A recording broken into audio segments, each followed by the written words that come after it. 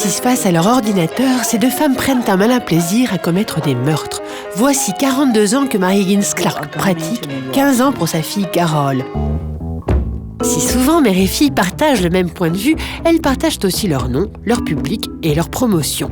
Mary Higgins Clark, à la tête d'un empire de l'édition bâti sur une cinquantaine de best-sellers, a trouvé en Carol sa digne héritière. C'est bien agréable d'avoir quelqu'un dans sa famille qui puisse comprendre exactement ce que c'est que de s'asseoir devant un ordinateur froid et de se demander si ce qu'on écrit est bien. Et nous avons écrit 5 livres ensemble. J'ai commencé par corriger les livres de ma mère quand j'étais au lycée, avant l'arrivée des ordinateurs. Je voyais ainsi le processus de création. Mais tu me faisais de bonnes suggestions. Ah, merci. Seulement, à la différence de sa mère, pour qui l'écriture fut très tôt une vocation, Carol n'est pas née avec le gène de l'écrivain. Je n'ai jamais pensé que je serais écrivain. J'ai commencé par étudier et jouer la comédie. Mais quand je me suis mise à écrire, j'ai adoré ça. Je pense que ça vient du plaisir que j'ai à raconter les histoires. D'ailleurs, un jour, quelqu'un m'a dit « Tu devrais écrire les histoires comme tu les racontes ». Maintenant, c'est devenu un besoin. J'ai toujours su que je voulais m'exprimer artistiquement. Comme actrice d'abord, puis maintenant comme écrivain. Cela fait partie de ce que je suis.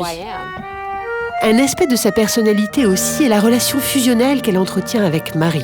Issue d'une fratrie de 5 enfants, Carol a toujours été la plus proche de sa mère. Quand Carol était petite, j'avais l'habitude de dire que je la portais comme un collier. J'étais très timide. Quand elle était petite, quand elle avait 2 ans, elle était très timide. Et puis, il y a eu aussi le fait que mon père est mort tôt. Cela nous a rapprochés.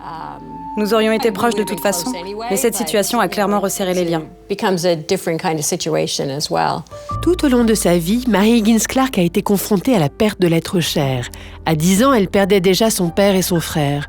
Quand son mari meurt, elle a 36 ans. Une nouvelle fois face à la mort, elle va se montrer combative. Elle a 5 bouches à nourrir. Le matin du jour où le père de Carol est mort, j'ai téléphoné à une de mes amies et je lui ai dit « Je reviens de l'hôpital et il est très malade. Il ne pourra jamais retourner travailler.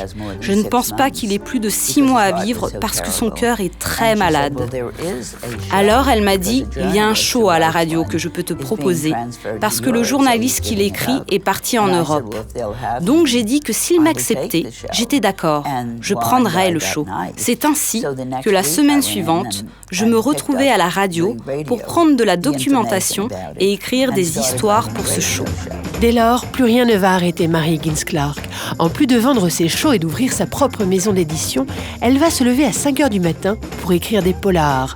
Peur d'enfance, trauma, perte de l'être proche, Mary écrit sur ce qu'elle connaît. Je connais bien le sentiment de la perte d'un être cher. Donc, quand j'ai un personnage dont l'enfant est perdu, je sais parfaitement ce qu'il ressent. Je n'ai jamais perdu d'enfant grâce à Dieu, mais je sais parfaitement la peine et l'anxiété qu'il peut ressentir. Carol, elle, n'use pas de l'angoisse. Sa plume est plus jeune, plus légère, plus drôle, en partie pour des raisons de survie.